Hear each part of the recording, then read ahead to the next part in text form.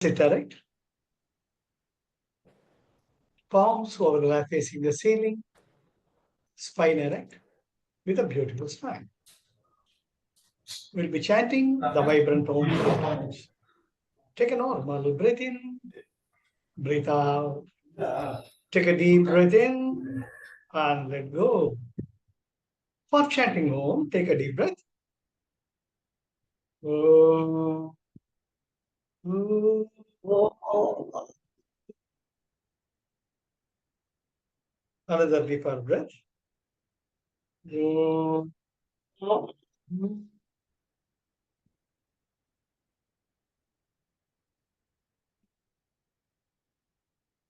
Another deeper breath.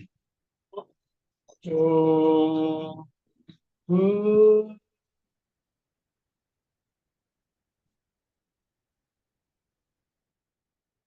Slowly and gradually open your eyes.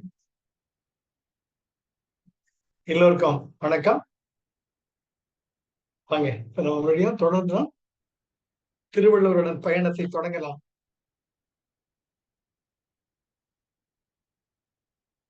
நாம போன முறை வெகுளாமை, இப்ப நம்ம துறவரவியல் இருக்குச்ச வள்ளுவர் பெருமான் அது கொஞ்சம் இம்பார்ட்டன்ஸ் அதிகப்படுத்துற. இது வரைக்கும் எப்படியோ இருந்தா தொலைஞ்சுப்போம், ரொம்ப சந்தோஷம். மத்தவாள் இல்ல இருந்த வரைக்கும் மத்தவாள் எல்லாம் பார்த்துட்ட நீ ஜோரா இருப்ப. ஆனா இப்ப துறவியல் வந்த உடனே பழைய சட்டைய எல்லாத்தையும் கழட்டி போட்டு காவி சட்டையை மாட்டிண்டு, அந்த காவிக்கு முக்கியத்துவம் என்னன்னு, நெருப்பு, அனல் என்பது அந்த கடல் தான். எல்லாவற்றையும் திறந்தவர்கள். எப்படி ஒரு தீக்கனல் எல்லாவற்றையும் தனக்குள் அடக்கிக்குமோ, அது போல எல்லோரையும் அன்பாலும் அந்த கற்பு, அந்த தபஸ் என்ற வலிமையாலும் நீங்கள் உள்ளடக்கிக்கிறீங்க. அதே நேரத்துல மற்றவர்களுக்கு ஒளியையும் உயிர் கொடுக்கக்கூடிய வெப்பத்தையும் தரீங்க. அதுதான் காவியினுடைய முக்கியத்துவம். யாரு வேணா காவி வச்சு கட்டிக்கிறது இல்ல, அதுக்கு ஒரு முக்கியத்துவம் இருக்கு அந்த கலருக்கு. ஆக அந்த நிலைக்கு நீ வந்துட்ட, திரும்பி பார்க்காம என் கூடவே வா அப்படின்னு திருவள்ளுவர் அழிச்சுட்டு போற. வெகுளாமை, கோபப்படாம இருக்கிறது ரொம்ப முக்கியம். ஏன்னா இது வரைக்கும் கோபப்பட்டு பழகிட்டேன். சீக்கிரம் மாத்திக்க முடியாது, தெரியுது எனக்கு. இருந்தாலும் அதை மாத்திக்கிட்டா தான் உனக்கு கதி மோட்சம் உண்டு அப்படின்ட்டுதான் அவர் கடைசியில் அவர் சொல்லிட்டு அவர் முக்கியத்துவம் வர தர. இந்த கடைசி திருக்குறள் வெகுளாமையில கடைசிய திருக்குறள் 10வது திருக்குறள் பார்த்தீங்கன்னா, இறந்தார் அணையர் சினத்தை துறந்தார். இறந்தார் சினத்தால் தன்னுடைய நிலையை எழுந்து விட்டனர். ஏன்னா கோபப்பட்டு பழகிடுச்சு. அப்படி நீ கோபப்பட்டு அதே கோபத்தை கண்டினியூ பண்ணின, நீ செத்தவனுக்கு சமம். யூ பிகம் அன்ஃபிட் ஃபார் துறவரவியல். ஆனா சினத்தை துறந்தார், நீ மட்டும் கோபம் இல்லாம இருந்தன்னு வச்சுக்கோ, துறந்தார் துணை, துறவு நிலை, நீத்தார் பெருமை நிலைக்கு மேல போயிட்டு அப்படின்னுட்டு சினத்தினுடைய ஒரு தாக்கத்தையும் அதை உன்னால் கட்டுப்படுத்தக்கூடாது. அது என்னன்னு தெரிஞ்சுக்கணும். அதுவும் பயப்பட ஆப்போசிட் எனர்ஜி ஷிஃப்ட். சினத்துக்கு ஆப்போசிட் எனர்ஜி வந்து விஸ்டம், ஞானம். உனக்கு ஞானம் வந்துட்டு கோபமே வர்றது. இந்த உலகமே போய் வெளியே போற மூச்சு உள்ள வராகாண்டி அவ்வளவுதான். நீ சிவம் இல்ல சவம். இப்படி உண்மையில கோபப்பட்டு நான் எனக்கு காண போறேன், என் மேல கோபப்பட்டு நீ எனக்கு காண போறேன். போ, தோல்வி போ. எனக்கு நல்லதுன்னு பட்டதை சொன்னேன், எடுத்துக்கோ நல்லா. ஆக இறந்தார் அணையர் சினத்தை துறந்தார் துணை. ஈத்தார் பெருமைக்கு மேலேயே போயிட்டு தூக்கி வச்சு முடிச்சார். இப்ப என்ன வர்றாரு, அப்படி நீ கோவப்படாம இருந்து பழகிட்டு வச்சுக்கோயேன். இருந்தாலும் அப்பப்போ உனக்கும் தெரியாம இப்படி ஒரு சலனம் இருக்கும். அதுதான் இன்னா செய்யாமை. பிறருக்கு கனவில் கூட ஒரு துன்பத்தை செய்யாமல் இருத்தல் இன்னா செய்யாமை. அதனால்தான் வெகுளாமைக்கு அடுத்து இன்னா செய்யாமை வச்சிருக்க. வெகுளாமை என்பது உணர்வின் அப்பாற்பட்டது. உணர்வு வந்து அதை நிலைநிறுத்தி எனர்ஜி ஷிஃப்ட் கொடுத்து அதுக்கப்புறமா உன்னை நீங்கள் கையாளுதல். உங்களை நீங்க எப்படி மேலாண்மை மிக்கவராக இருக்கீங்கன்றதான் துறந்தார் துறந்தார் துணை சொன்னார். அதனால இன்னா செய்யாமை என்பது உடலின் பார்ப்பட்டது, உணர்வின் பார்ப்பட்டது. சார், நீங்க பஸ்ல போயிட்டு இருக்கீங்க சார், நின்றுட்டு இருக்கிறீங்க, குச்சி தொங்கிட்டு இருக்கீங்க. யாராச்சும் ஒரு பாயிண்டட் ஷூ வேற ஒரு பொண்ணுன்னு வச்சுக்கலாமே, அது காலேஜ் ஃபங்க்ஷன் எங்கேயோ போகுது. போற வேகத்துல அந்த பாயிண்டட் செப்பல் மிதிக்குது. கண்ணுக்கெல்லாம் கட்டி போயிடும். ஒரு எகிரி குதிக்கும் உங்க உயிர் இல்லையா? அப்படியே மயக்கம் வர ஏதோ பட்டவன் நான் பட்டவன் தானே. அப்போ ஏய் கண்ணு மண்ணு தெரியலன்னு திட்டம் வந்துடும். நான் வந்து யோசிப்பேன், அது ஏதோ ஃபங்க்ஷனு போகுது, நான் திட்டி அது மனசை வருத்தப்பட்டு அது இதெல்லாம் மெச்சூரிட்டி. அது எதுக்கு வருத்தப்படுவானே? சரி, வருத்தமா சரி, அதுவே சாரி சார் சொல்லு, சாரி சார் சொல்லாகிட்டே பரவாயில்ல, எதால எனக்கு வந்து வராது. ஆனா அந்த நேரத்துல நம்ம உயிர் வலி வர்றச்ச, உடல் வலி படுறச்ச, ஏண்டா முட்டாள பார்த்த கண்ணு மண்ணு இல்ல, கண்ணில் அதை கம்பது அப்படின்னு திட்ட தோணும். ஆனா வள்ளுவர் சொல்றார், இல்ல அந்த வலியையும் பொறுத்துக்கணும் அப்படின்னு சொல்ற. வாங்க பார்க்கலாம். சிறப்பு இனும் செல்வம் பெறினும் பிறர்க்கு இன்னா செய்யாமை மாசற்றார் கோள். கோள் என்பது லட்சியம். உன்னுடைய லட்சியம் என்னவா இருக்கணும்? மாசற்றார். உன்னுடைய லட்சியத்தில் நீ துறவுதலே இருக்கக்கூடிய அந்த லட்சியத்தில் எந்தவித குறைவுபாடும் இல்லாமல் இருக்க வேண்டியது உன்னுடைய லட்சியமாக கருதப்படும். அது என்ன? சிறப்பு ஈனும் செல்வம் பெறினும். சார் ஒண்ணு இல்ல, கிட்ட ஒரு இப்படி இப்படி கொண்டு அவர்கிட்ட ஒரு ஏதோ 2 ஏக்கர் நிலம் வச்சிருக்கிறாரு. அது இப்போதைக்கு கவர்மெண்ட் வேல்யூ போட்டோம்னா ஏறக்குறைய ஒரு 60 லட்சத்துக்கு வரும். ஏன்னா ஸ்ரீபெரும்புதூர் பக்கத்துல இருக்கு. ஆனா சும்மா சொல்லி உங்க ஃப்ரெண்டு தானே, க்ளோஸ் ஃப்ரெண்டு தானே, ஒரு 50 லட்சம் சொல்லுங்க, 10 லட்சத்தை உங்களுக்கு கொடுத்துட்றேன் நானு அப்படின்னு சொல்லுவாங்க. என்ன உங்க வார்த்தை மேல உங்க நண்பர் அவ்வளவு ஒரு மரியாதை வச்சிருக்காரு. நீ சொன்னீங்கன்னா ஒத்துப்பார். அவரே ஏற்கனவே பொண்ணு கல்யாணத்துக்காக வீட்டு நிலத்தை விற்கணும்னு பார்த்துட்டு இருக்காரு. உங்க வீட்டுல வந்து பேசுறார், என்னப்பா ஸ்ரீபெரும்புதூர் பக்கத்துல ஒரு ஏக்கரா நிலம் இருக்கு, அது வித்துலான் இருக்கேன், பொண்ணு கல்யாணத்தை நிக்கிறா, எல்லாம் மாப்பிள்ளை எல்லாம் பார்த்தாச்சு, வாங்கத்தான் ஆள் இல்லை, நடைமுறை. அப்ப பார்த்தோம்னா இந்த லேண்ட் வேல்யூ 60 லட்சம் இருக்கு. உங்க ஃப்ரெண்டு சொல்றாரு, சீப்பா வாங்கி போட்டோம்னா பெரிய பங்களா கட்டலாம், 50 லட்சத்துக்கு குறைச்சிக்கலாம், உனக்கு ஒரு 5 லட்சத்தை தள்ளுறேன், பாத்துக்கலாம் ஐயா அப்படிங்கிறது. உங்களுக்குள்ள ஒரு டெம்டேஷன் வருது. உனக்கு இல்லாம எனக்கு அனாவத்தா 5 லட்சம் வரும். அவன் எப்படி கல்யாணத்துக்கு அடிமாட்டு விலைக்கு வித்தாலும் விற்பான், நம்ம சொன்னோம்னா ஒத்துப்பான் அப்படின்னு நினைச்சீங்க, நீ செத்தடாம வாங்கிட்ட திருவள்ளுவர் சொன்ன. சிறப்பு ஈனும் செல்வம் பெறினும். உன்னுடைய ஒரு உயர்ந்த நிலையை உயர்த்தக்கூடிய அளவிற்கு செல்வத்தை பெறக்கூடிய ஒரு நிலையில் வந்தாலும் பிறர்க்கு இன்னா செய்யாமை. அவ எவ்வளவு ஒரு ஆப்த நண்பனா இருந்தா உன்கிட்ட எல்லாத்தையும் கொட்டியிருப்பான். பொண்ணு கல்யாணம் பண்ணலையா, அந்த தனம் தான் இருக்குது, அதை வித்தாதான் கல்யாணம் பண்ண. அப்போ அவனுடைய தந்தையினுடைய ஒரு பொறுப்பு தெரியுது. அப்போ அவனுக்கு நீ உதவி பண்ணி, ஏய் 60 65 கூட ஏன் அப்படிலாம் பணம் வச்சிருக்கீங்க பிளாக் மணி அப்படி சொல்லாம இவன்கிட்ட ஆசைப்பட்டு கேட்டீங்க, நீ மனுஷனே கிடையாதுடா, நீ துறவு நிலைக்கு லாயக்கே கிடையாது அப்படின்னு சொல்றாரு. சிறப்பு இனம் செல்வம் பெறினும் பிறர்க்கு இன்னா செய்யாமை மாசற்றார். உன்னால ஒருத்தருக்கு ஒரு குறை வரக்கூடாது, தீங்கு வரக்கூடாது, உன் மனம் அறியும். நாளைக்கு உன்னை நம்பி அவன் வித்துட்டான்னா கூட உனக்கு 5 லட்சம் வந்தா கூட அந்த 5 லட்சங்கிறது 10 லட்சம் கையை விட்டு போ. இதையெல்லாம் நேரில் பார்த்தவன் தான், அனுபவத்தில் பார்த்தவன். அந்த ஏரியா சொல்ல வேண்டாம். ஒரு இடத்துல போஸ்டிங்ஸ்ல இருந்தேன்னா திருவண்ணாமலை பக்கத்துல, அங்க பிடிஓ பிளாக் டெவலப்மெண்ட் ஆபீசர், அங்க வந்து ட்ரைப் மலைவாசிகள் அவெல்லாம் 50% சப்சிடி மானியம், பம்ப் செட் இதெல்லாம் அது இதுன்னு வந்துச்சுன்னு. இப்ப 50,000 ரூபாய் லோன் 25,000 ரூபாய் சப்சிடி கவர்மெண்ட் கொடுத்துரும். அவன் என்ன சொல்லுவான், 25,000 அனாமத்தா தானே வருது உனக்கு, நீ என்னத்த செய்ய 25,000 அப்படின்ட்டு அவன்கிட்ட கவர் பண்ணி அவன் கையில 15,000 கொடுத்துட்டு 10,000 அமுக்குவாங்க. இது சர்வ சகஜம். அந்த நான் அப்பெல்லாம் வந்து அந்த சின்ன ஊர் அங்க ஒரு ரயில்வே ஸ்டேஷன் இருக்கும். ஊர்ல முக்கியமான புள்ளைங்க sub inspector, state bank manager, அந்த ஊர் வக்கீலு, டாக்டரு, ஸ்டேஷன் மாஸ்டர். இதெல்லாம் நான் அனுபவிச்சேன். எனக்கு ரொம்ப ஜாலியா இருக்கும். சாயங்காலம் ஒரு 5, 6, 7 மணிக்கு பேங்க் பிசினஸ் நான் முடிப்பேன். அது that was a point for me. அப்ப என்ன ஆகும்னா, சாயங்காலம் போண்டா நல்லா இருக்கும். அங்கெல்லாம் போண்டா பிரமாதமா இருக்கும் ஊர்ல. போண்டோ, டீ. அது நான் சும்மா பொண்டாட்டிம்போம். Bondo plus tea, Paonta tea. தமாஷா அந்த காலத்துல பார்லன்ஸ்.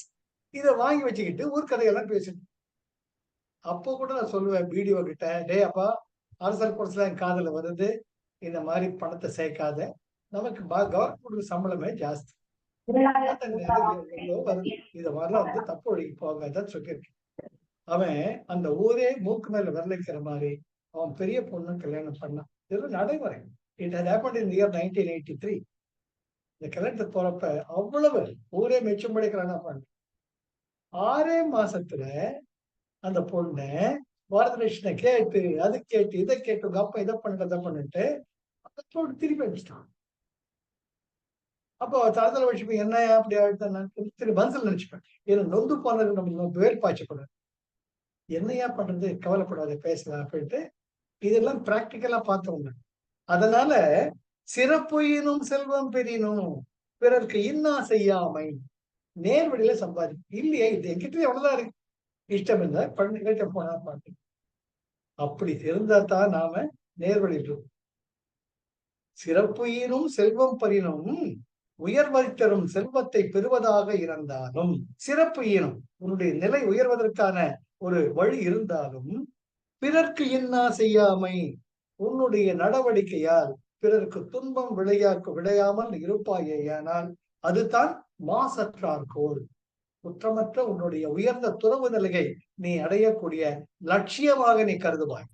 ஆக 1வது பாடலில் நமது நலன் கருதி பிறருக்கு துன்பம் தரும் செயல்களை செய்யவே கூடாது. நமக்கு நல்ல ஒரு வாழ்க்கை பண்ணணுன்றதுக்கு கெட்ட வழியில பண்ணணும். நமக்கு ஒரு கெட்டம் போனாலும் மற்றவர்கள் 2 கெட்டம் போகக்கூடாது. அந்த மாதிரி இருக்கு. 2வது கருத்து என்ன செய்தவன் கண்ணும் மறுத்து என்ன செய்யாமை மாசற்றார்க்கும்.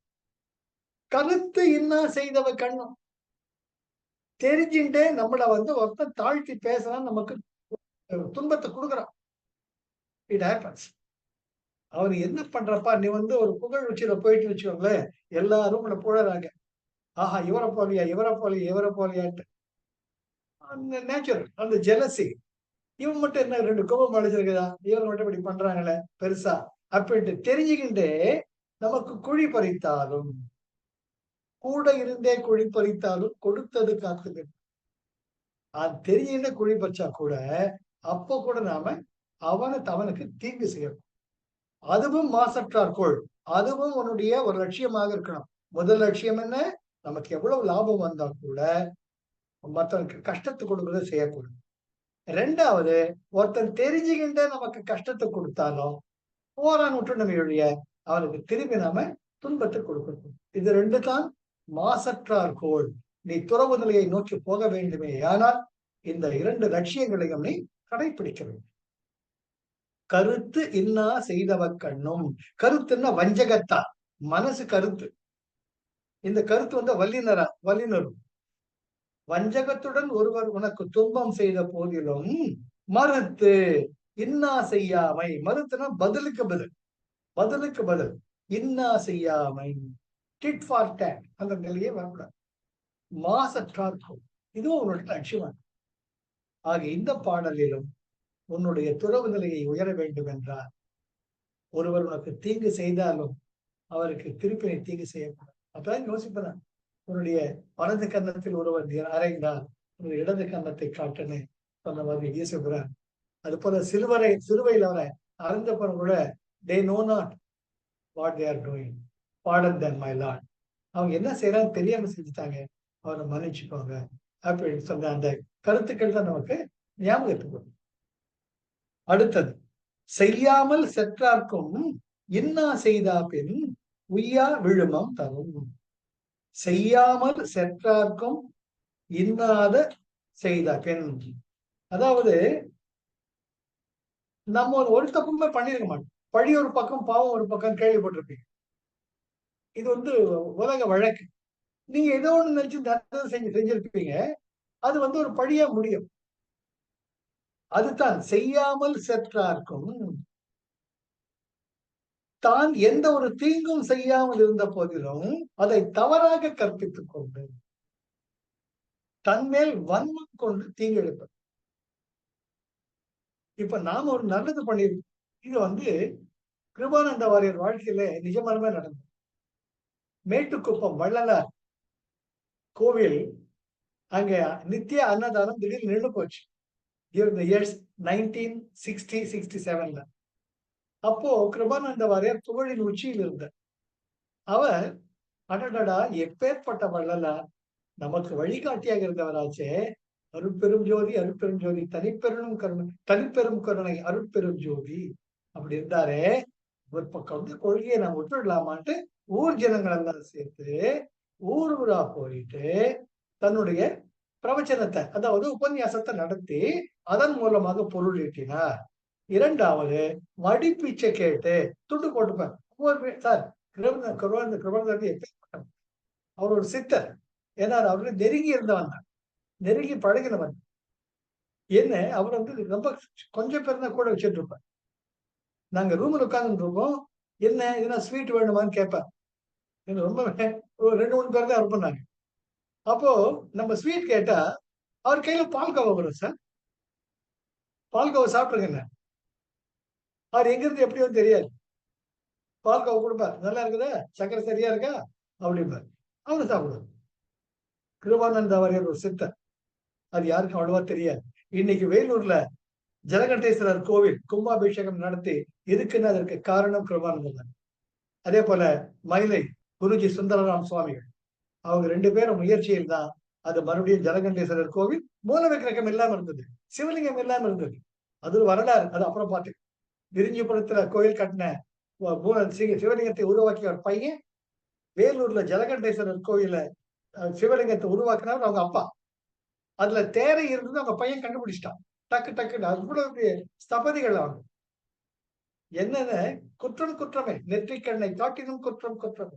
அப்பா இந்த சிவலிங்கம் சரியில்லைன்னா, உனக்கு சிற்பக்கலையை சொல்லி கொடுத்தவங்க அப்பா நான்டா. நான் சொன்ன நீ தப்ப கண்டுபிடிச்சிட்டியா? நான் தேர்ந்தெடுக்காத கல்லா, எனக்கு தெரியாததா, எங்க நிரூபிடா. கரெக்டா இந்த இடத்துல சிசில் பண்ணி பாருங்க. அது சிசில் பண்ணி சிதிலம் அடையும் இல்லையா, மூலியாயிடும். அவங்க அப்பாவுக்கு ரொம்ப கோபம் வருது. உன்னை என்ன பண்றேன் பாருங்க, அது என்ன பண்ணாலும் சரி. இது ஸ்தாபிதத்துக்கு இது உகந்தது ஆகாதுன்னு சேலஞ்ச் பண்ணு. இதெல்லாம் ராயர் காலத்தில் நடந்தது. அதே போல உள்ள தேரை இருந்தது, கல்லினுள் தேரை. அதனால விரிஞ்சிபுரம் கோவில்ல கும்பாபிஷேகம் நடக்கல. வேலூர்ல அதே நேரத்துல விரிஞ்சிபுரத்துல கும்பாபிஷேகம் ஆச்சு. அது பல்லவர் ராயர் காலத்து வரல, அது வேற விஷயம். ஆக கிருபானந்த வாரியார் அப்படிலாம் சிறுக சிறுக சேர்த்து அந்த பெரிய மறுபடியும் கும்பாபிஷேகம் நடத்தி அன்னதானத்தை கண்டினியூ பண்ணார். அப்படி கண்டினியூ பண்ணது இந்த ஆளுக்கு எவ்வளவு பெருமையான்னுட்டு நம்ம ஜனங்க அவர் மேல கேஸ் போட்டாங்க மெட்ராஸ் ஹைகோர்ட்ல. இதெல்லாம் வரல. இந்த ஆளு 10 ரூபாய் கலெக்ட் பண்ணிட்டு 5 ரூபாய் செலவு பண்ணிட்டு 5 ரூபாய் நாளைக்கு வச்சுக்கிட்டாரு அவரு அப்படின்ட்டு. அதை அவர் படி ஏறி கோர்ட் படி ஏறி அதை நிரூபிச்சு அவர் வெளியே வந்து 10 வருஷம் ஆச்சு. அதனால வாழ்ந்தாலும் மேசும் தாழ்ந்தாலும் மேசும் வையகம் இருந்தார் காபூ ஷெரீஃபின் அற்புதமான பாடல். ஆக செய்யாமல் செற்றார்க்கும் இன்னா செய்த பின் உய்யா விழுமம் தரும். செய்யாமல் செற்றார்க்கும் இன்னா செய்த பின் தான் எந்த ஒரு தீங்கும் செய்யாது இருந்த போதும் அதை தவறாக கற்பித்துக் கொண்டு தன்மேல் வன்மம் பாராட்டி ஒருவர் தீங்கிறை இழைப்பாரையானார். செய்யாமல் நான் ஒரு தப்பு பண்ணல, நல்லதான் பண்ண, செற்றார்க்கும் நீ தப்பு பண்ணிருப்ப எனக்கு நல்லா தெரியும் அப்படின்னுட்டு இன்னா செய்த பின் நீ எனக்கு ஒரு துன்பத்தை விளைவிச்சுட்டு உய்யா விழுமம் தரும். அப்ப தெரியாது. அவ்வை பிராட்டி சொல்றாங்க 7 தலைமுறைக்கு உனக்கு குடும்பம் விளங்காதுடா, பரம்பரை கிடையாதுங்கிற தனி பாட்டு இருக்கு. யார் ஒருவர் செய்யாத தவறுக்கு ஒருவர் கற்பித்து அவருக்கு தீங்கு இழைப்பாரே ஆனால் அவருடைய வம்சம் தழைக்காது. இது ஔவையார் வாக்கு. அந்த அரிது அரிதுல வரும். அரியது கேட்கின் நெடிய தனி நடுவேலோய் அப்படின்ட்டு வரும். அதுல வரும் 7 தலைமுறைக்கு உனக்கு குழந்தை பிறந்தா கூட வம்சமே விருத்தியாகாதுன்னு. அது எவ்வளவு பெரிய ஒரு தண்டனை. ஆஹ் உய்யா விழுமம் தரும் உய்யா. அதுல இருந்து நீ வெளிவர முடியாத மாதிரி உனக்கு ஒரு சாபம் கிடைக்கும். அதனால எந்த ஒரு கருத்தையும் தெரிஞ்சுக்கிறதுக்கு முன்னாடி அது நிஜமா இல்லையா தெரியும். நல்ல கண்களும் கண்ணால் பார்ப்பதும் போய், காதால் கேட்பதும் போய், தீர விசாரிப்பதே இல்லை. அது எல்லாமே செஞ்சிருப்பாங்க சார். என்ன குடும்பம் விளங்காதுன்ட்டு நான் சொல்லல. வள்ளுவர் அடுத்து 4வது இன்னா செய்தாரை ஒருத்தல் அவர் நாண நன்னயம் செய்துவிடும். அற்புதமான குரல். இப்ப எல்லாருமே நிறைய பேர் கேட்டு இன்னா செய்தாரை ஒருத்தர் ஒருத்தர் நமக்கு தீங்கு செஞ்சிட்டா சார், நமக்கு ஒரு தப்பு பண்ணிட்டான், ஏமாத்திட்டான் அவனுக்கு ஒருத்தல், அவனுக்கு செலுத்த தண்டனை என்னன்னா, ஒருத்தல் என்றால் தண்டித்தல். என்னன்னா அவர் நாண நன்னயம் செய்து போடான்ட்டு அவருக்கு நல்லதே பண்ண. அப்போ அவன் மனசாட்சி அவன் இன்னா செய்தாரை ஒருத்தல் தமக்கு ஒருவர் தீங்கு இழைத்தால் அவரை தண்டிப்பது எப்படி என்றால் அவர் நாண நன்னயம் செய்துவிடும். அவர்கள் வெட்கி தலை குனியும்படி நன்னயம் நன்மை தரும் செயல்களை அவருக்கு செய்துவிடும். அதுதான் சரியான தண்டனை அப்படின்ட்டு வள்ளுவர் சொல்றார். ஆக 2, 3, 4 இம்மூன்று பாடல்களாலும் தமக்கு ஒருவர் தீங்கிழைத்த போதும் நாம் அறவழியை விட்டு விலகலாகாது, நன்மையே செய்ய வேண்டும் என்று கூறப்பட்டது. இது ரொம்ப ரொம்ப முக்கியம், ரொம்ப முக்கியம். அவன் செஞ்சான்னு நம்ம செஞ்சிட்டோம்னா karma, cause and effect, cause and effect, cause and effect தொடர்ந்து வந்துட்டே இருக்கும். நீ நல்லது பண்ண அது இடத்துல புல் ஸ்டாப் வைக்கணும்னு அவனுக்கு தெரிஞ்சது அவளுக்கு போட விட்டுட்டோன்னு வச்சுக்கோங்க, அங்க அது ஸ்டாப் ஆயிடும். கர்மா நீங்க கர்மா வந்த அந்த அந்த கர்மத்திலிருந்து விலகிடுவீங்க. ரொம்ப ரொம்ப முக்கியமான திருக்குறள். இன்னா செய்தாரை ஒருத்த அவர் நான் நன்னயம் செய்து. அடுத்தது 5வது குறள். அறிவினால் ஆகுவது உண்டோ பிரிதின் நோய் தன் நோய் போல் போற்றா கடை. நீ எவ்வளவுதான் பெரிய அறிஞனா இருந்தாலும் மத்தவன் கஷ்டப்படுறச்ச அவனுக்கு உன்னால முடிஞ்ச உதவி பண்ணாம கண்டுக்காம வச்சுக்கோயே, அப்போ உன்னுடைய அவ்வளவு அறிவு இருந்து எந்த பிரயோஜனம் சார்? இந்த காலத்துல பிரத்யட்சமா பார்த்துக்கிட்டு இருக்கோம். பிரத்யட்சமா பார்த்து மத்தவன் எக்கேடு கெட்டா என்ன, நான் நல்லா இருந்தா போ. அதான் நடைமுறையில் பார்த்துட்டு இருக்கோம். நடைமுறையில் பார்த்துட்டு இருக்கோம். அதானே போதை பொருளுங்கிறான் ஒரு பக்கம், இன்னொரு பக்கம் கடலில் சாராயம். ஏன் எக்கேடு கெட்டு போனேன், நான் நல்லா இருந்த போதும். அதனால என்ன விளைவு போகுது கடவுளுக்கு தான் தெரியும். அறிவினால் ஆகுவது உண்டோ, தான் பெற்ற அறிவினால் பல நல்ல செயல்களை செய்ய இறைவன் ஒரு வாய்ப்பு கொடுத்த போதும் மிகவும் முக்கியமாக செய்ய வேண்டியது என்னவென்று அறிஞர்கள் கூறுகிறார்கள் என்றால், பெரிதின் நோய் தன் நோய் போல் போற்றா கடை. நோய் என்றால் துன்பம், கேள். பிறர் உயிர்களுக்கு ஏற்படும் துன்பங்களை தமக்கு ஏற்பட்ட துன்பங்களாக ஏற்றுக்கொள்ளதாவா இருக்கணும். அது வல்லவா தெய்வ நிலை. போற்றா கடை. அப்படி செய்யாம போயிட்டீங்கன்னா நீ இருந்து என்ன பிரயோஜனம்? நீ மனிதர்களுக்கு விலங்கு. நீ மக்கள் அல்ல, நீங்கள் மாக்கள் அப்படின்ட்டு திருவள்ளுவர் சொல்ற. அறிவினால் ஆகுவது உண்டு. உனக்கு நல்ல அறிவு அறிஞனா இருக்கணும்னு கஷ்டத்தை நீ இருக்கணும். அடடா கஷ்டப்படுறானே, இவனை கஷ்டத்திலிருந்து எப்படி விடுவிக்கிறது, அவனுக்கு எப்படி ஹெல்ப் பண்றது அப்படின்னு யோசிச்சா அப்பதான் நீ துறவு நிலையில முன்னேற முடியும். அப்படி இல்ல காட்டி நீ செய்த தவத்தினால், நீ பெற்ற அறிவினால் என்ன பயன்? அறிவினால் ஆகுவது உண்டோ, தான் பெற்ற அறிவினால் ஒருவன் பல செயல்களை செய்யலாம். ஆனால் மிகவும் முக்கியமாக செய்ய வேண்டியது வேறு ஏதேனும் ஒன்று இருக்கிறது என்றால் பிரிதின் நோய் தன் நோய் போல் போற்றாக்கடை. மற்ற உயிர்களுக்கு ஏற்படும் துன்பங்களை தமக்கே ஏற்பட்டதாக கருதி அதை போக்க ஆவத செய்யாவிடில் தான் பெற்ற அறிவினால் என் பயன்? பார்த்துட்டே இருக்கு. நான் பிரிதின் நோய் தன் நோய் போல் போற்றா கடை. இதுல எவ்வளவு பாக்குறேன் சார். எங்க ஆத்தாங்க என் ஃப்ரெண்டு, அவங்க பொண்ணு எக்ஸாம் ஹால் கேட்டு விட்டுட்டு வர்ற காலேஜில் படிச்சுட்டு இருக்கா. வள்ளுவர் கோட்டை தாண்ட ஸ்கூட்டில வர்றச்சு ஸ்கூட்டி ஸ்கிட் ஆகி டமால் விழுந்துட்டார் கீழே. விழுந்த உடனே கால் ஃப்ராக்சர். அவர் போன் ஒரு பக்கம் கிடக்குது. இவர் கீழே இருந்து எந்திரிக்க முடியாம கஷ்டப்பட்டு இருக்கிறாரு. அப்ப அந்த பக்கம் ஒருத்தன் போறான். இவர போனு காட்டியவரு, கொஞ்சம் அந்த போனை கொடுப்பா, வீட்டுக்கு போன் பண்ணான்னு கேட்கிறார். அந்த புண்ணியாத்மா அவர் போன் எடுத்து ஜோபில வச்சுட்டு போயிட்டார். 2 வருஷத்துக்கு முன்னாடி நடந்தது சார் இது. இவர் போன் பண்ணனையா, போன் பண்ண அப்புறம் போன் உனக்கே கொடுக்குறேன்னு கத்திட்டு இருக்காரு. அவன் கிட்ட போயிடும். இதுதான் மனுஷ உலகம் இந்த காலத்துல. அவன் நீ என்ன மனுஷன் சொல்லுவியா, விலங்கினும் கடைப்பட்ட கேடு கேட்டவன் மாத்திரம் இருக்கும். அறிவினால் ஆகுவது உண்டோ, பிரிதின் நோய் தன் நோய் போல் போற்றாக்காரு. அவர் எவ்வளவு வலியில் துடிச்சுக்கிட்டு இருக்காரு. அவர் ஸ்கூட்டர் நிறுத்தி அவர் கை கொடுத்து ஒரு ஆட்டோல ஏற்றி பக்கத்துல ஹாஸ்பிட்டல்ல சேர்த்துட்டு அவங்க வீட்டுக்கு போன் பண்ணி, அப்ப நீ தெய்வம். ஒரு ஆப்டரான ஒரு போன், ஒரு மெட்டீரியல், அதுக்கு ஆசைப்பட்டுக்கிட்டு ஒரு மனுஷன் சக மனிதன் கஷ்டப்படுறத பார்த்துட்டு போறியே, என்ன நடக்குது இந்த உலகத்துல அப்படின்னு தோன்றம். 6வது, இன்னா எனத்தான் உணர்ந்தவை துண்ணாமை வேண்டும் பிறர் கண் செய்ய. தனக்கு எது தப்புன்னு தெரியுதோ அதை மற்றவனுக்கு செய்யாது. இதுதான் திருமந்திரமே சொல்லு. வான் பற்றி நின்ற மறைபொருள் சொல்லிடின் ஊன் பற்றி நின்ற உணர்வு மந்திரம் தான் பற்ற தலைப்புறத்தான். ஊன் பற்றி நின்ற உணர்வு மந்திரம். உணர்வின் பாற்பட்டுதான் மனிதன் இயங்குகிறது. மனத்தின் பற்பட்டவன் தான் மனிதன். அவனுடைய கஷ்டத்தை உணராம நீ இருந்து என்ன பிரயோஜனம்? இன்னா எனத்தான் உணர்ந்தவை.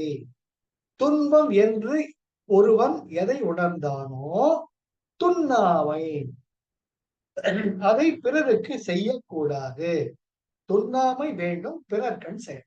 பிறர் கண் செயல், அதை பிறருக்கு செய்யக்கூடாது. நீ எது உனக்கு துன்பத்தை விளைவிக்குதுன்னு நினைக்கிறியோ அதை மற்றவனுக்கு செய்யக்கூடாது. அப்போ நீ மனிதன், நீ கடவுளுக்கு கடவுளின் நிறைய இறைமையை பெற்றுக் கொண்டிருக்கிறார். அற்புதமான குரல். இன்னா எனத்தான் உணர்ந்தவை.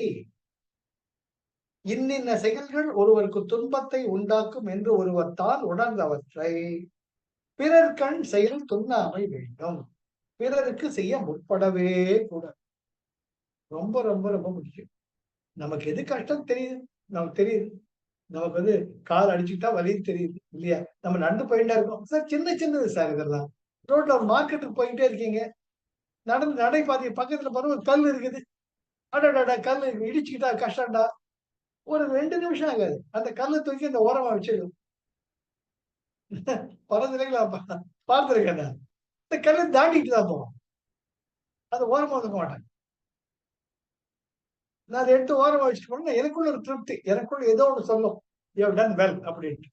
அந்த ஒரு மனசாட்சி எனக்கு போதும். அது சின்ன கல்லா இருக்கும், கூரிய கல்லா இருக்கும் சார். சின்ன கல்லா இருந்தா கால பொத்துச்சுன்னா உயிரை போற மாதிரி வலிக்கும். ஆனா ஒரு கல் இருக்குது, அதுக்கு அவத்தையும் ஓரத்துக்கு தட்டுறதுக்கு கூட மனுஷன் நேரம் இல்லைன்னா நாளைக்கு அவன் குழந்தைய அதை தட்டிக்கிட்டு கீழே விழலாமே, தனக்கே அதை நேரிடலாமே. அது யோசிக்க வேண்டாமா? ஆக இன்னா என தான் உணர்ந்தவை ஒருவருக்கு துன்பத்தை தரும் என்று யார் ஒருவர் எதை உணர்கிறானோ துண்ணாமை வேண்டும் பிறர் கண் செயல். பிறர் கண் செயல் துண்ணாமை வேண்டும். பிறரிடம் அந்த வாற்றை செய்யக்கூடாது என்று நீ அதை செய்யாமல் இருக்க வேண்டும். அதுதான் வள்ளுவர் சொல்றார். என்ன சார், எவ்வளவு இத்தினோண்டு குரல்ல எவ்வளவு மலை போன்ற ஒரு கருத்தை அடைக்கிறார்.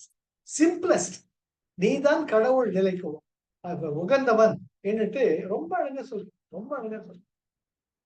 பசிக்குதான் பசிச்சா கண்ணு இருட்டி கட்டுது, ரொம்பவே பசிக்குது, அடடா யாராச்சும் எதனா கொடுக்க மாட்டாங்களா? இல்லையா? குழந்தைகளிலிருந்து குஞ்சரம் இருந்தோ நடைமெலிந்து ஒரு நன்னினம் நண்ணுவர். யாருக்குமே வாழ்க்கையில உயர்வு தாழ்வுகள் என்பது தவிர்க்க முடியாது. அப்பொழுது உன்னிடம் ஒருவன் கேட்டு இறங்கி நின்றால் உன்னால் ஆனதை செய், அதுதான் இறைவன். ரொம்ப அழகான.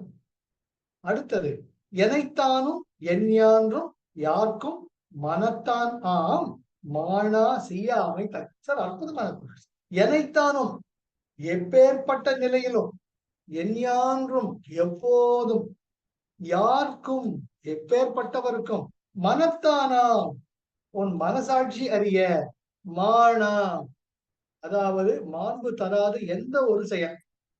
பொய் சொல்லுதல், அவமானத்தை தருதல், மற்றவர்களுக்கு வேண்டாததை பொச்சரிப்பு கொடுக்கிறது, கல்லாமை அத்தை செய்யாமை தலை. ரொம்ப ரொம்ப முக்கியம். உன் மனசாட்சி எரிய, உன் மனசு எதை செய்யக்கூடாதுன்னு சொல்லுதோ அதை செய்யாமல் இருக்கிறது தான் மிகச் சிறந்த அறவழியாகும் என்று வள்ளுவர் ரொம்ப அழகா சொல்ற. எனைத்தானும் எஞ்ஞான்றும் யாருக்கும் மனத்தானா நீ செய்யறத விட்டுடு, நீ மனசுல நினைக்கிறதே தப்புங்கிற. அது எவ்வளவு அழகு பாருங்க. முதல்ல எப்பவுமே ஒரு செயலுக்கு முன்னாடி நம்ம மனசுல அந்த எண்ணங்களா தோணுது. அந்த எண்ணங்களுக்கு ஒரு வடிவம் தான் தர்றேன் நான்.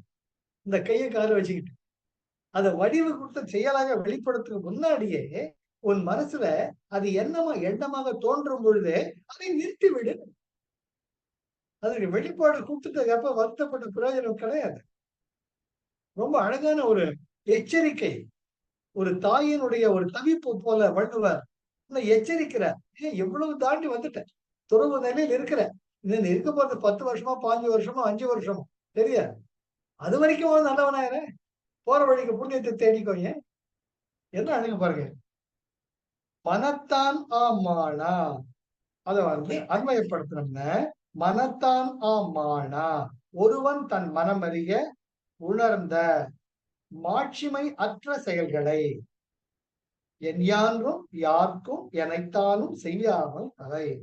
எந்த ஒரு காலத்திலும் எந்த ஒரு சூழ்நிலையிலும் செய்யாமல் இருப்பதே மிகுந்த உயர்ந்த அறவழி ஆகும்.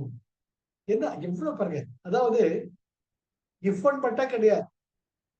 எனைத்தானும் என்ன காலமா இருந்தாலும் சரி, எப்போதும் சரி, எந்த சூழ்நிலையிலும் சரி, மனசாட்சியிலேயே ஒருத்தர் தப்பு பண்ண, அப்ப நீதான் துறவோ, நீதான் துறவோ அப்படின்ற வள்ளுவர் ரொம்ப அழகா சொல்ல. 8வது தன் உயிர் சார் சிம்பிளஸ்ட் சார். இந்த அதிகாரங்கள்லாம் லட்டு லட்டு மாதிரி இருக்கு. இப்படியே வள்ளுவர் கட்டி பிடிச்சிடணும் போல இருக்கு. ஒரு கன்னியாகுமரி பெருசா நின்று ஒரு கால் கூட வரும் இல்லையா? ஏதாவது மெய் சிலிர்க்குதுங்க. எவ்வளவு இத்தினோண்டுல உலகத்தையே அப்படியே கட்டி கேட்கறது இல்லையா? கடுகை துளைத்து 7 கடலை புகட்டி குறுக தெரித்த குரல்ன்றது எவ்வளவு பொருத்த பாருங்க. கடுகை துளைத்து 7 கடலை புகட்டி குறுக தரித்த குரல். ஆக அடுத்தது பாருங்க எவ்வளவு அதை விட சொல்லாம இருப்பாங்க. இத மனசாட்சிக்கு மீறி பண்ணான்னு சொல்லிட்டாரா? நீங்க என்ன சொல்றாரு? தன் உயிருக்கு இன்னாமை தான் அறிவான். எனக்கு எதை கஷ்டம் கொடுக்குதுன்னு உனக்கு தெரியும். தெரியுமா இல்லையா? ஒருத்தன் அடிச்சா வலிக்குது, ஒருத்தன் பொய் சொல்லி ஏமாத்துனா வலிக்குது, ஒருத்தன்கிட்ட உதவி கேட்டா உதவி செய்யக்கூடிய நிலையில் இருந்தா கூட செய்ய முடியலன்னு சொன்னா வலிக்குது. இதெல்லாம் வலிக்குது இல்ல? இதெல்லாம் செய்ய தன் உயிருக்கு இன்னாமை தான் அறிவான். என் கொனோ மண் உயிருக்கு இன்னா செயல். அப்படி தெரிஞ்சு வச்சுக்கிட்டே ஏன்டா தப்பு பண்ற? ஏன் தப்பு பண்ற? தப்பு சரி தெரியுது உனக்கு. இப்ப நீ ஏன் கண்ணை திறந்து கணத்துல குதிக்கிற அப்படின்னு வள்ளுவர் இது வந்து it is sympathises. It's an empathy, word of empathy. தன் உயிர்க்கு இன்னாமை தான் அறிவான். இன்னின்ன செயல்கள் தனக்கு துன்பம் தருபவை என்று அறிந்திருக்கக்கூடிய ஒருவன் மண் உயிர்க்கு இன்னா செயல் என்கொள்ளோ. மண் உயிர்க்கு பிற உயிர்களுக்கு இன்னா செயல் துன்பத்தை கொடுக்கக்கூடிய அதே செயல்களை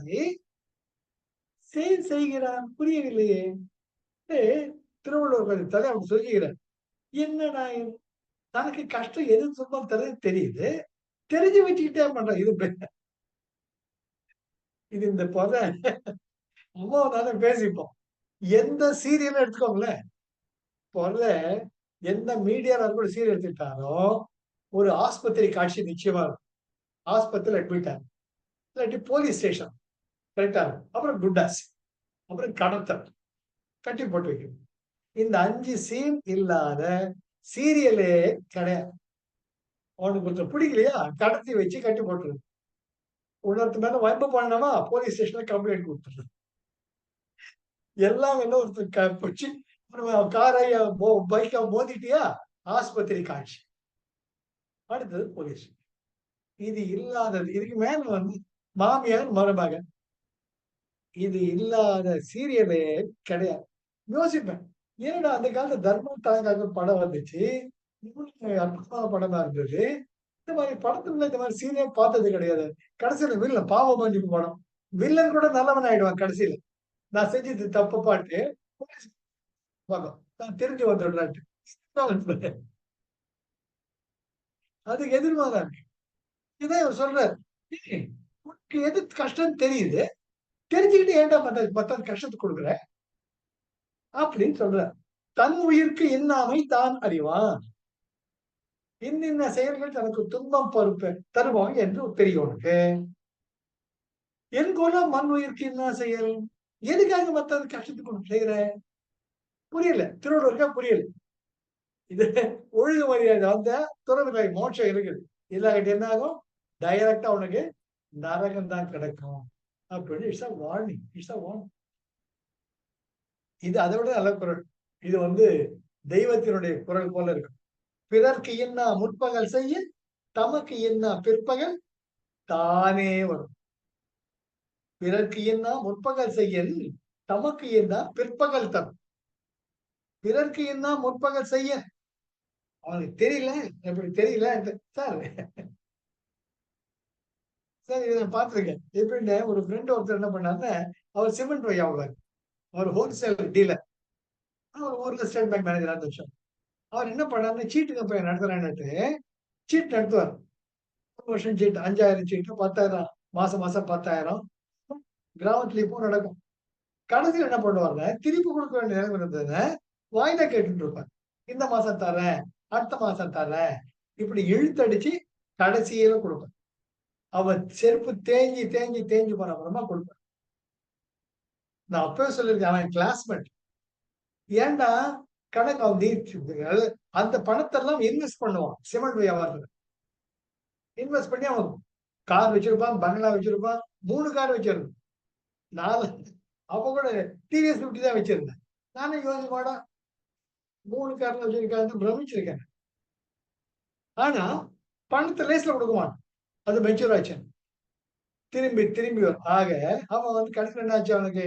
ஹார்ட் அட்டாக் வந்துச்சு. ஹார்ட் அட்டாக் சிஎம்சி ஹாஸ்பிட்டல்ல ஹார்ட் ஆபரேஷன் பண்ணாங்க. அப்பவே எனக்கு ஒரு 2 லட்சமோ 3 லட்சமோ செலவு. நான் மனசுல நினைச்சுப்பேன். டேய் அடுத்தவன் வைத்த ஒண்ணே ஞாபகம் வச்சாங்க. பிறருடைய துன்பத்துல நாம் ஒருத்தன் வாழ்ந்ததா சரித்திரமே கிடையாது. அரசு அன்று கொள்ளும், தெய்வம் நின்று கொள்ளும். அதுதான் பிறர்க்கு என்ன முற்பகல் செய்ய தமக்கு என்ன பிற்பகல் தரும். பிற்பகல் தரும். அதுதான் பிறர்க்கு என்ன முற்பகல் செய்யன். ஒரு சமயத்தில் பிற உயிர்களுக்கு துன்பம் தரக்கூடிய செயல்களை செய்வானேயானால் தமக்கு என்ன பிற்பகல் தாமே வரும்.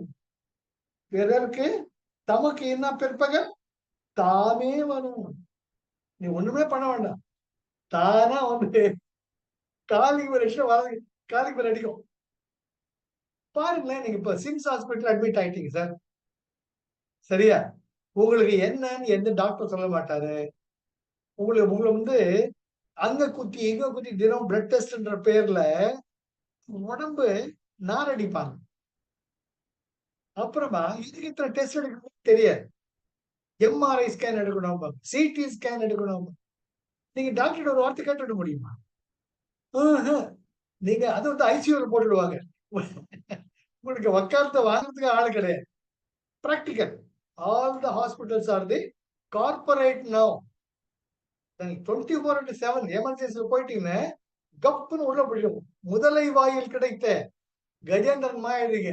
நீங்க நாராயணன் நாராயணன் கூப்பிட்டா கஜேந்திர மோட்சத்துக்கு வந்தார் நாராயணன். இந்த காலத்துல எந்த நாராயணன் வர முடியாது. கேட் போட்டுருவாங்க அப்படியே. கப்புன்னு வச்சுட்டு போயிட்டாங்க. நர்ஸ் இருப்பாங்க. யாருன்னா ஒருத்தர் அட்டெண்டர் வாங்க. ஆதியோட இருந்தம்மா உங்க தாத்தா பேர் என்ன, பாட்டி பேரு, அப்படியே ஹிஸ்டரி கேட்பாங்க. இதுக்கு நம்ம பேஷண்ட் லவோ எல்லாம் கேட்ட உடனே அவ்வளவுதான் 4 பக்கம் கவர் போட்டு முடிச்சிடுவாங்க. எந்த நேரத்துக்கு உள்ளது தெரியாது. அப்படியே கூட்டின்னு போவாங்க, அப்படியே வருவாங்க. நமக்கு தோணும் என்னடா இங்கே இருக்கணுமா, அதுக்குள்ள சாயங்காலம் ஆயிடும். ராத்திரி வந்தா ரூம் கிடைக்குமா? ரூம் கஷ்டம் உனக்கு.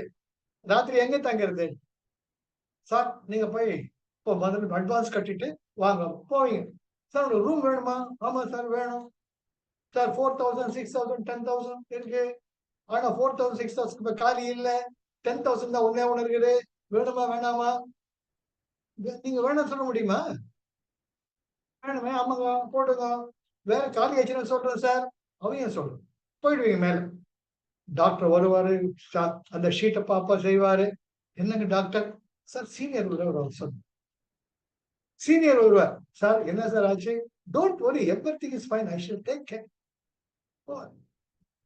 ஒரு 10 நாள் பிளான் பண்ணி வச்சதுக்கு அப்புறமா, அது 1,50,000 தாண்டணும்.